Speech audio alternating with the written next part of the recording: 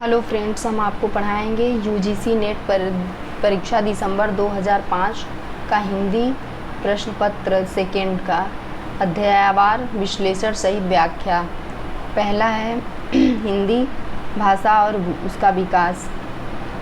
पहला क्वेश्चन, भारतीय संविधान के किस अनुच्छेद में हिंदी को राजभाषा घोषित किया गया है? तो हिंदी को राजभाषा घोषित किया गया है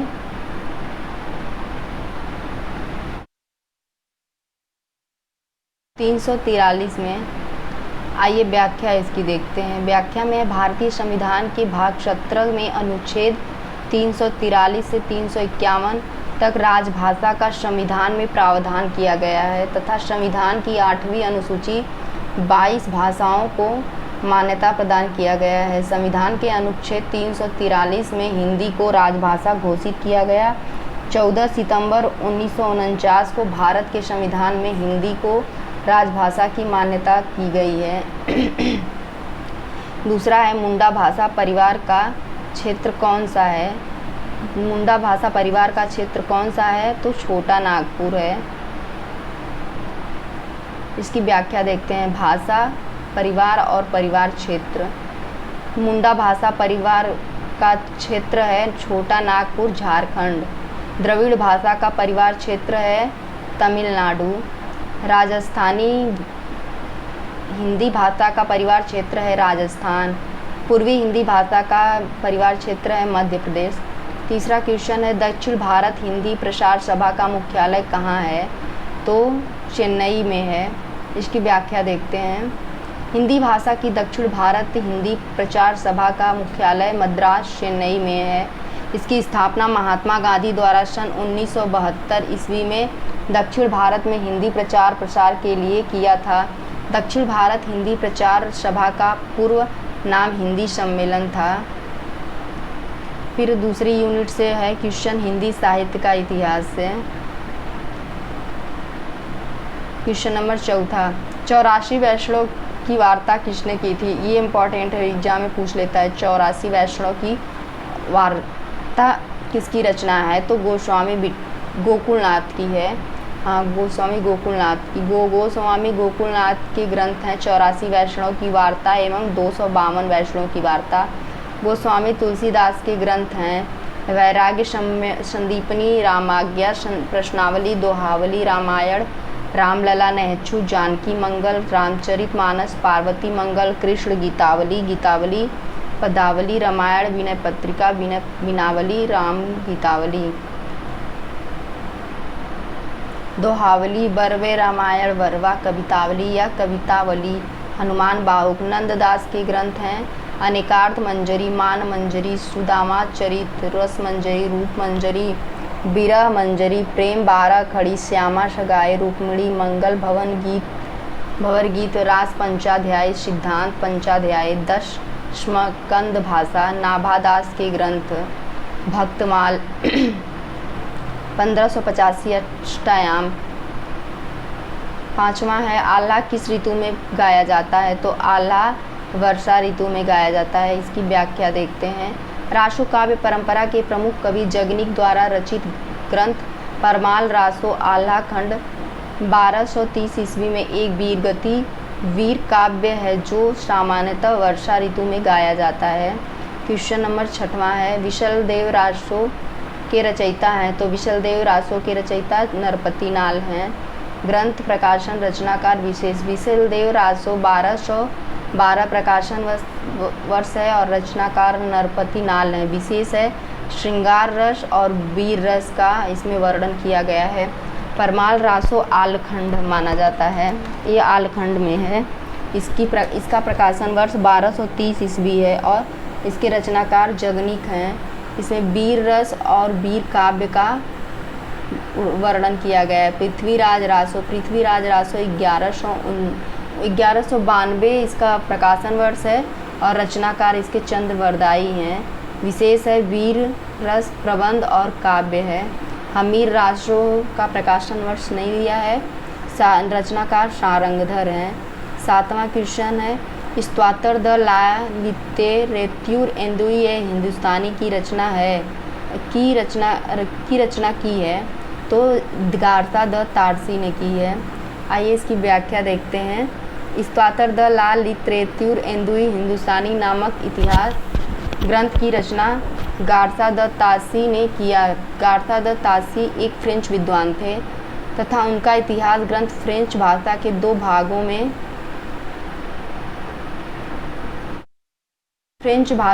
भागों में सन 1839 से ईस्वी तथा 1847 ईस्वी में प्रकाशित हुआ। इसका तीसरा संस्करण 1871 ईस्वी में प्रकाशित हुआ था।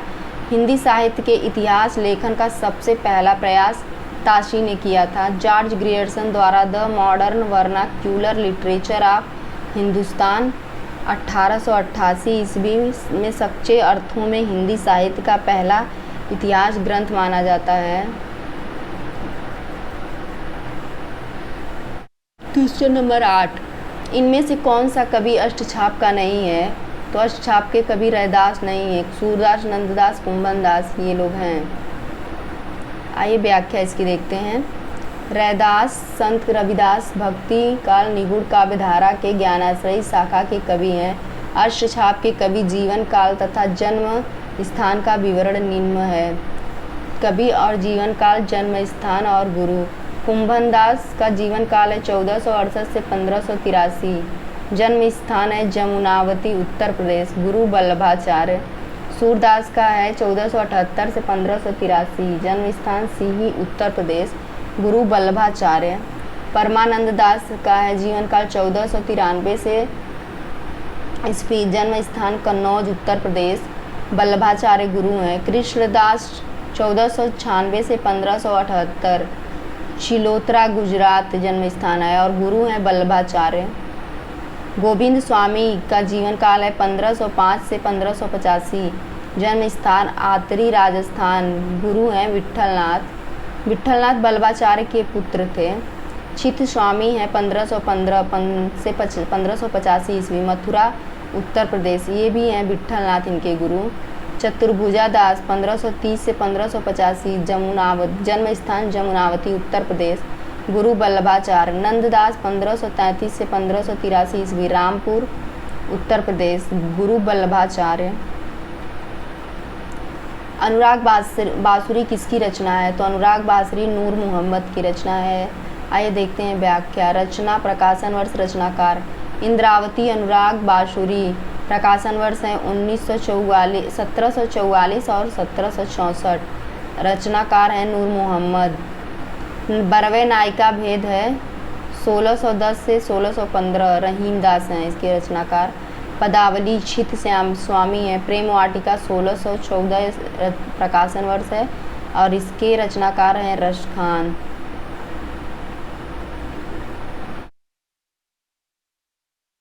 नैन नचाए कही मुस्काए लला फिर अइयों खेलन होरी। ये काव्य पंक्ति किस कवि की है? तो ये कवि पद्माकर की है।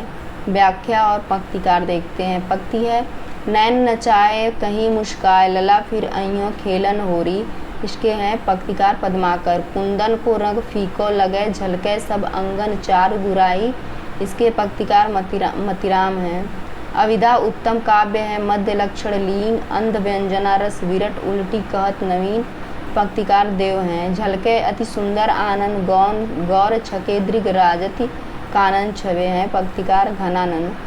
सखी वे मुझसे कहकर जाते किस कवि की काव्य पंक्तियां हैं? तो ये हैं मैथिली शरण गुप्त की।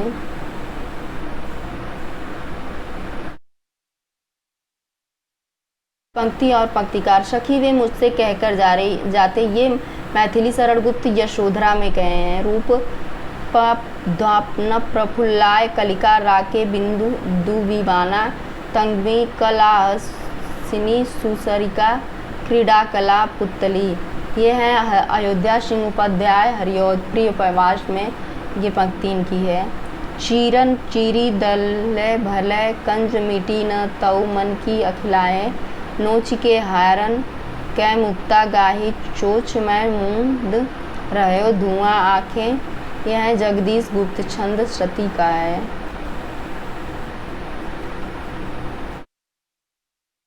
शिव शंभू के चिट्ठे के लेखक कौन है? तो शिव शंभू के चिट्ठे के लेखक बाल मुकुंद गुप्त हैं। शिव शंभू के चिट्ठे निबंध है। प्रकाशन वर्ष इसका है 1904 से 1905। निबंधकार हैं बाल मुकुंद गुप्त। घूरे का लत्ता बीने प्रताप नारायण मिश्र हैं। रचनाकार संसार महानाट्यशाला बालकृष्ण भट्ट हैं। क्वेश्चन 13 है, नया ज्ञानोदय पत्रिका के संपादक हैं? तो रविंद्र कालिया हैं।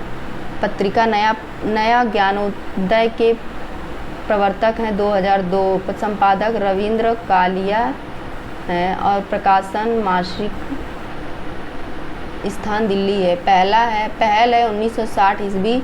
ज्ञान रंजन है। त्रैमासिक जयपुर है। फिर पत्रिका अक्षर है। अक्षर संपादक हैं प्रभाकर छोत्री। प्रकार और स्थान है मासिक भोपाल। हिंदी साहित्य की गतिविधियाँ 14 क्वेश्चन है, देश विभाजन को लेकर लिखा गया उपन्यास है? तो देश विभाजन को लिखा गया उपन्यास झूठा सच है, जो यशपाल द्वारा रचित है। झूठा सच 2 भाग हैं इसके। एक है 1998, भाग 2 है 1960। यशपाल द्वारा लिखा गया है। राष्ट्र विभाजन एवं त्रासदी का चित्रण स्वतंत्रता पश्चात देश की यथार्थ स्थिति पर लिखा गया है। देश की यथार्थ स्थिति पर लिखा गया है। अमृत और विष 1966 ईस्वी में नागर अमृतलाल नागर द्वारा लिखा गया। भारतीय गणतंत्र के 15 वर्षों का राजनैतिक एवं सामाजिक चित्रण किया गया है। अपने अपने अजनबी 1960 ईस्वी में लिखा गया है। प्रकाशन वर्ष इसका। उपन्यासकार हैं अज्ञेय। मृत्यु से साक्षात्कार विषय वस्तु है। अंतराल है 1972, जो मोहन राकेश का है। सामाजिक राजनीतिक का चित्रण किया गया है। धातु सेन प्रसाद के किस नाटक का पात्र है? धातु सेन स्कंदगुप्त का पात्र है। नाटक प्रकाशन वर्ष पात्र स्कंदगुप्त 1928 में प्रकाशन वर्ष हुआ था। इसमें पात्र हैं धातु सेन, पुरुगुप्त, अनंत देवी, देवसेना, विजया भट्टार, बंधु वर्मा। राजश्री 1915 ईस्वी है। राजश्री चंद्रगुप्त का है 1931 ईस्वी। Chanakya, Shaktar, Sinharan, Seleucus, Cornelia, Kalyani, Alice Malavika, Alka, Suhasini, Ambhik, Rakshas इसके पात्र हैं। ध्रुव स्वामिनी के हैं 1933 ईस्वी। चंद्रगुप्त, रामगुप्त, शिखर स्वामी, ध्रुव स्वामिनी है पात्र। 16 क्वेश्चन है, निम्नलिखित रचनाओं में से कौन सा यात्रा वृत्त है? तो चीड़ों पर चांदनी।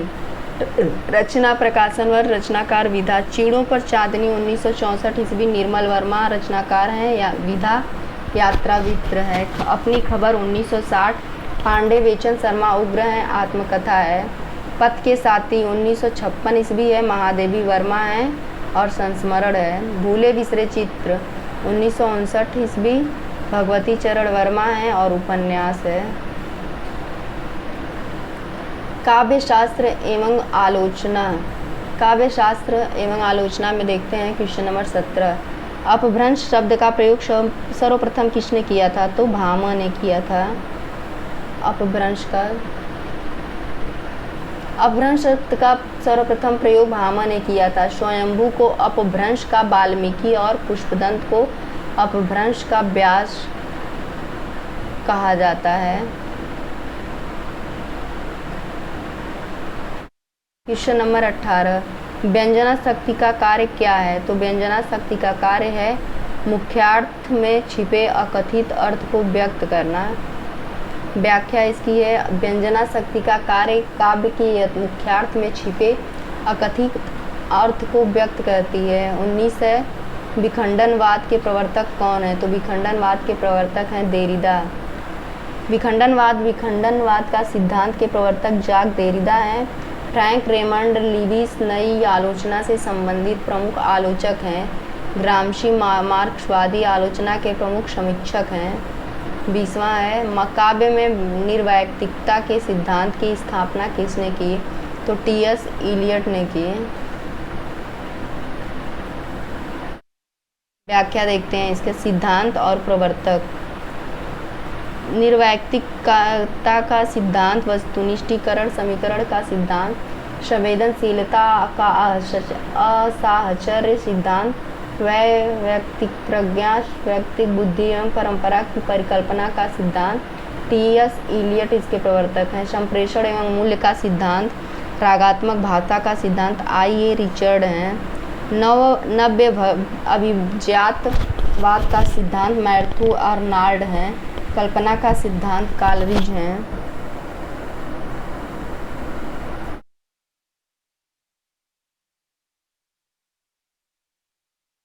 तथ्य विशेषता, तथ्य विविधता। 21 क्वेश्चन है। कालक्रम की दृष्टि से सही अनुक्रम क्या है? तो बंगदूत पहले है, फिर हिंदी प्रदीप है, फिर ब्राह्मण है, फिर हंस है। बंगदूत है 1829 ईस्वी, राजा राम मोहन राय हैं।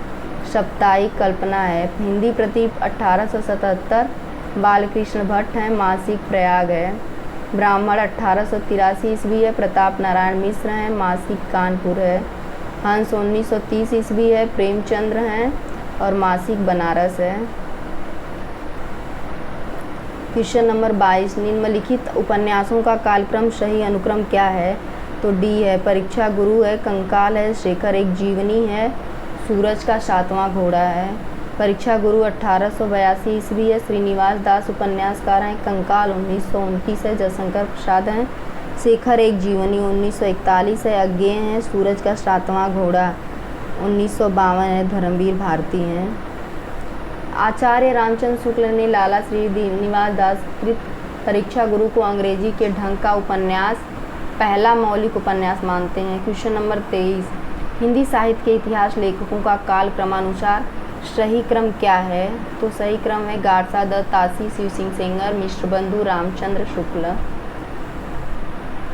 इतिहास ग्रंथ प्रकाशन वर्ष, इतिहासकार शिव सिंह सरोज 1883 ईस्वी है। शिव सिंह सेंगर इसके इतिहासकार हैं। स्तोत्र द ला लिटरेच्यूर एंदुई हिंदुस्तानी के प्रथम भाग का है 1839, सेकेंड का 1847, तृतीय का 1871।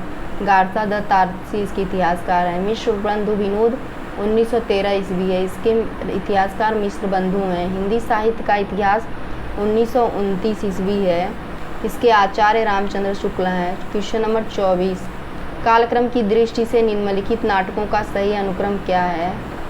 सही अनुक्रम है आषाढ़ का एक दिन, आधे अधूरे, पैरों तलो जमी, लहरों के राजहंस।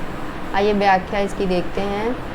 मोहन राकेश आधुनिकता बोध के नाटककार हैं तथा उनके प्रमुख नाटकों का सही अनुक्रम आषाढ़ का एक दिन 1958, लहरों का राजहंस 1963, आधे अधूरे 1969, पैरों तले जमीन अधूरा, ये उनका। क्वेश्चन नंबर 25, कालक्रम की दृष्टि से निम्नलिखित कहानियों का सही अनुक्रम क्या है? तो बी है, बूथ का कांटा, पूछ की रात, पत्नी, परिंदे। कहानी, प्रकाशन वर्ष, कहानीकार बुद्धू का कांटा 1915 प्रकाशन वर्ष है और कहानीकार चंद्रधर शर्मा गुलेरी हैं। पूछ की रात है 1930 ईस्वी, कहानीकार प्रेमचंद्र हैं। पत्नी हैं, पत्नी कहानीकार जैनेन्द्र हैं। परिंदे 1960, निर्मल वर्मा हैं। क्वेश्चन नंबर 26, कालक्रम की दृष्टि से निम्नलिखित आत्मकथाओं का सही अनुक्रम है? तो सही अनुक्रम है ए, अपनी खबर, आज के अतीत, क्या भूलूं क्या याद करूं, अर्धकथा। आत्मकथा, प्रकाशन वर्ष और आत्मकथाकार। तो आप देखते हैं, अपनी खबर 1960 प्रकाशन वर्ष है, पांडे वेचन शर्मा उग्र आत्मकथाकार हैं। क्या भूलूं क्या याद करूं, नीड़ का निर्माण, फिर बसेरे से दूरदर्श, द्वार से सोपान तक, पहला 1969, दूसरा 1970, 1978, 1985। हरिवंश राय बच्चन हैं इसके आत्मकथाकार। अर्धकथा है 1988, डॉक्टर नागेंद्र हैं रचनाकार इसके। आज के अतीत 2003, भीष्म शाहनी है। क्वेश्चन नंबर 27, निम्नलिखित काव्य कृतियों का सही अनुक्रम क्या है? तो सही अनुक्रम है बी, प्री प्रवास, साकेत, कामायनी, लोकायतन। काव्य कृति प्रकाशन वर्ष काव्यकार प्रकाश प्रिय प्रवास 1914 ईस्वी है। हरिऔध इसके काव्यकार हैं। प्रबंध काव्य है। साकेत 1931 ईस्वी है। मैथिली शरण गुप्त इसके रचनाकार हैं। काव्य ग्रंथ है। कामायनी 1936 ईस्वी है। जयशंकर प्रसाद हैं। महाकाव्य है इस प्रकार। लोकायतन 1964 ईस्वी है। सुमित्रानंदन पंत हैं। महाकाव्य है। क्वेश्चन नंबर 28, निम्नलिखित काव्य प्रवृत्तियों का सही अनुक्रम क्या है? निम्नलिखित काव्य प्रवृत्तियों का सही अनुक्रम है सी।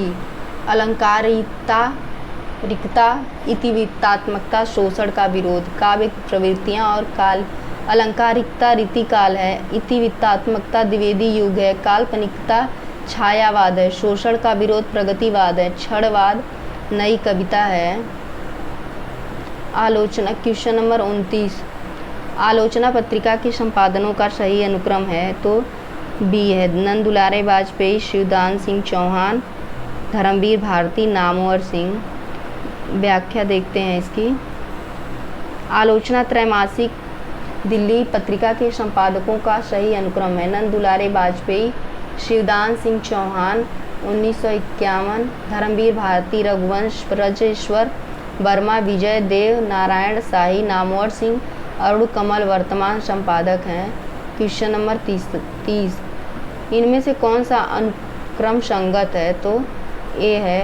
जयशंकर प्रसाद स्कंदगुप्त, धातु सेन प्रसादांत हैं। व्याख्या इसकी है। जयशंकर प्रसाद के संबंध में सही अनुक्रम जयशंकर प्रसाद स्कंदगुप्त धातु सेन प्रसादांत का है। क्वेश्चन नंबर 31, कौन सा युग्म संगत है तो डी। वैराग्य संदीपनी तुलसीदास। रचना प्रकाशन वर्ष रचनाकार विधा। साहित्य लहरी 1550 ईस्वी सूरदास है। काव्य ग्रंथ है। विधा लोकायतन 1964 ईस्वी है। सुमित्रानंदन पंत हैं। महाकाव्य है। एक कंठ विस्पाई 1963 ईस्वी है। दुष्यंत कुमार हैं। नाट्य गीत है। वैराग्य संदीपनी 1569 से 1570, रचनाकार तुलसी हैं। विधा काव्य ग्रंथ है। पद्माभरण 1810 ईस्वी है। पद्माकर हैं और रीति ग्रंथ हैं। विधा भस्मांकुर 1917 ईस्वी हैं। नागार्जुन इसके रचनाकार हैं।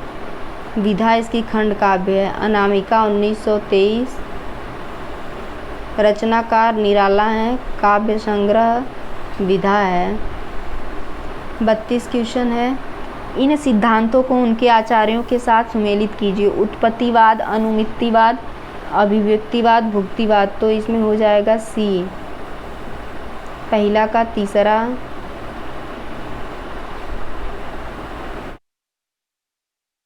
दूसरा का चौथा, अभिव्यक्तिवाद, अभिनवगुप्त, भुक्तिवाद,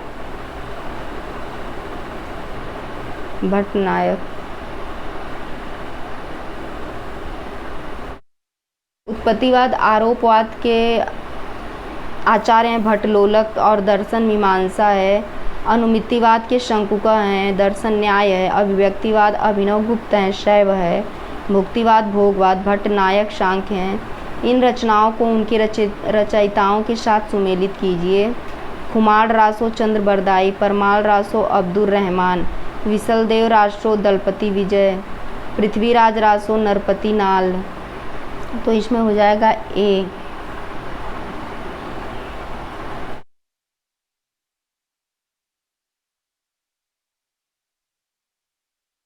व्याख्या, रचना और प्रकाशन वर्ष रचनाकार। खुमार रासो हैं 9वीं शताब्दी, दलपति विजय। परमाल रासो हैं आल्हा खंड 1230 ईस्वी, जगनिक हैं। विशलदेव रासो 1212 ईस्वी, नरपति नाल। पृथ्वीराज रासो 1192, चंद्रबरदाई हैं रचनाकार। संदेश रासक 12वीं 13वीं शताब्दी, अब्दुर रहमान है। संदेश रासक देसी भाषा में किसी मुसलमान द्वारा लिखा गया पहला धर्मेतर रास ग्रंथ है। यह एक खंड काव्य है।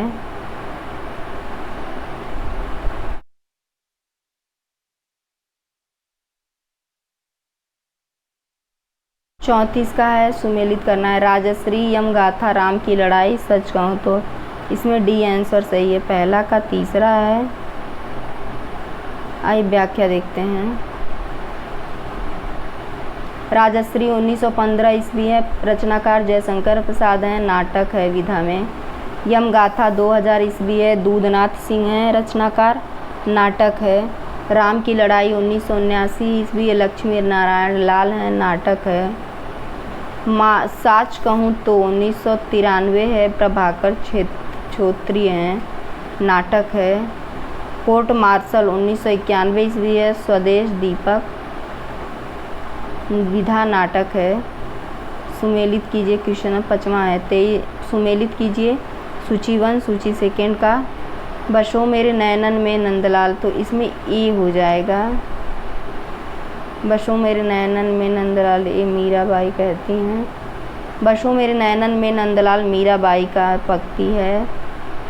प्रभु जी मोरे अवगुण चित्त न धोरे ये सूरदास का है। अब लो नसानी अब न नसइयो तुलसीदास का है। अब्दुल अव्वल अवलह नूर उपाया कुदरत के सब बंदे हैं कबीरदास का है। जो नर दुख हमें नहीं माने सुख स्नेहु अरु भाई नाही जाके नानक देव का है। 36 सुमेलित कीजिए स्वर ध्वनियाँ तालव्य ध्वनियाँ अल्प प्राण ध्वनियाँ महाप्राण ध्वनियाँ। इसमें डी हो जाएगा। आइए व्याख्या देखते हैं।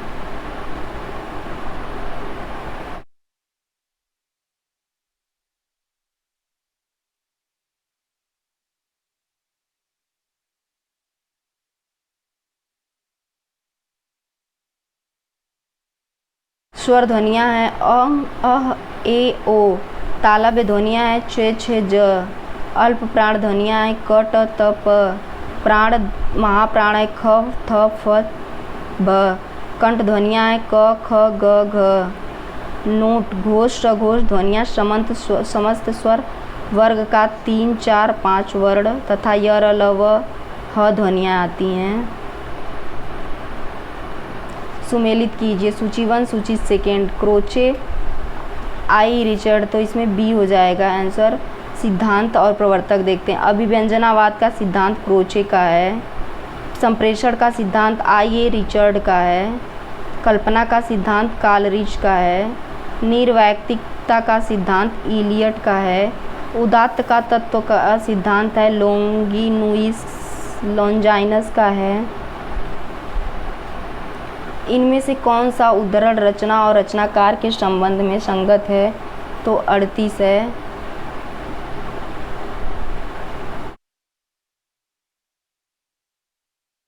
संत हृदय नवनीत समाना काहे रे नलिनी तू कुमलाली अमलय हलाल मद भरे इसमें आंसर हो जाएगा ए। आइए इसकी व्याख्या देखते हैं। संत हृदय नवनीत समाना तुलसीदास हैं। काहे रे नलिनी तू कुमलानी कबीर का है। अमिनय हलाल मद भरे रस लीन का है। मेरी भव बाधा हरो राधा नागर सोई बिहारी का है। देखी रे हरि के चंचल नैन खंजन मीर मृगज चपलाई नहीं पटतर एक शैन सूरदास का है। इन बोलियों को उनके बोली क्षेत्र के सुमेलित कीजिए तो हो जाएगा ब्रजभाषा भोजपुरी मैथिली अवधी तो बी सही होगा। आइए इसकी व्याख्या देखते हैं। ब्रजभाषा अलीगढ़ भोजपुरी छपरा मैथिली दरभंगा अवधी सुल्तानपुर ब्रजभाषा बरेली। 40 देखते हैं। इन आचार्यों को उनकी कृतियों के साथ सुमेलित कीजिए। चिंतामणि मतीराम केशव भिखारी दास तो आंसर हो जाएगा डी। व्याख्या देखते हैं। कविकुल कल्पद्रुम 1650 ईस्वी चिंतामणि। ललित ललाम 1961 से 64 मतीराम। नख सिख वर्णन केशव दास। काव्य निर्णय 1746 भिखारी दास। निर्देश इसमें गद्य दिया हुआ है। निम्नलिखित गद्य अवतरण को ध्यानपूर्वक पढ़ें और नीचे दिए गए उत्तरों के बहुविकल्पों में से सही का चयन करें। कविता विश्व का अंतरतम संगीत है। उसके आनंद का रोमांस है। उसमें हमारी सूक्ष्मतम दृष्टि का मर्म प्रकाश है। जिस प्रकार कविता में भाषा का अंतरस्थ हत स्पंदन अधिक गंभीर, परिस्फुट तथा परिपक्व रहता है, उसी प्रकार छंदबद्ध भाषा में भी राग का प्रभाव उसकी शक्ति का अधिक जागृत, प्रबल तथा परिपूर्ण रहती है। राग ध्वनि लोक की कल्पना है। जो कार्य भाव जगत में कल्पना करती है वह कार्य शब्द जगत में राग दोनों अभिन्न है। यदि किसी भाषा के छंदों में भारती के प्राणों में शक्ति तथा स्फूर्ति संचार करने वाले उसके संगत को अपनी उन्मुक्त झंकारों के पंखों से उड़ने के लिए प्रशस्त क्षेत्र तथा विलास कोश न मिलता तो वह पिंजरबद्ध कीर की तरह छंद के अस्वाभाविक बंधनों से कुंठित हो उड़ने की चेष्टा में छटपटाकर गिर पड़ता है, तो उसे भाषा छंदबद्ध काव्य का प्रयोजन ही क्या। प्रत्येक भाषा में छंद उसके उच्चारण संगीत के अनुकूल होने चाहिए। जिस प्रकार पतंग डोर के लघु गुरु संकेतों की सहायता से और ऊंची नीची उड़ती जाती है, उसी प्रकार कविता का राग भी छंद के इंगित से दृप्ति तथा प्रभावित होकर अपनी ही उन्मुक्ति में अनंत की ओर अग्रसर होता है। हमारे साधारण वार्तालाप में भाषा संगीत का जो यथेष्ट क्षेत्र नहीं प्राप्त होता, उसी की पूर्ति के लिए काव्य में छंदों का प्रादुर्भाव हुआ है। कविता में भावों के प्रगाढ़ संगीत के साथ भाषा का संगीत भी पूर्ण परिस्फुट होना चाहिए, तभी दोनों में संतुलन रह सकता है। क्वेश्चन नंबर 41, कविता का राग छंद तृप्त होता है, तो यह कथन सही है।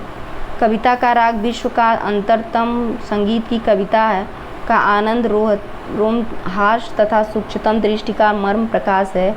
जिस प्रकार कविता में भावों का अंतस्थ हत स्पंदन अधिक गंभीर, परिस्फुट तथा परिपक्व रहता है, उसी प्रकार छंदबद्ध भाषा में कविता का राग छंद तृप्त होता है।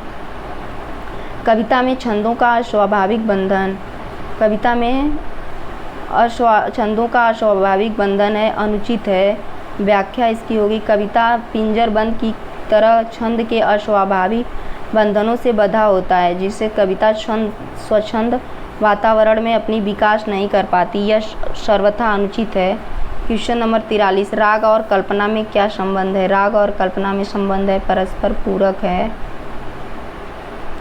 देखते हैं व्याख्या। राग और कल्पना एक दूसरे के परस्पर पूरक हैं। कविता के राग का प्रभाव शक्ति जागृत, प्रबल तथा परिपूर्ण होती है तथा राग ध्वनि लोक की कल्पना तथा कार्य भाव जगत में कल्पना करती है। क्वेश्चन नंबर 44, छंद के इंगित से कविता का राग है, तो स्पष्ट होता है। व्याख्या, कविता का राग छंदों के इंगित से दीप्त तथा प्रभावित होकर अपनी उन्मुक्ति में अनंत की ओर अग्रसर होता है। क्वेश्चन नंबर 45, भाषा का संगीत किसका उपारक है, तो छंद का है।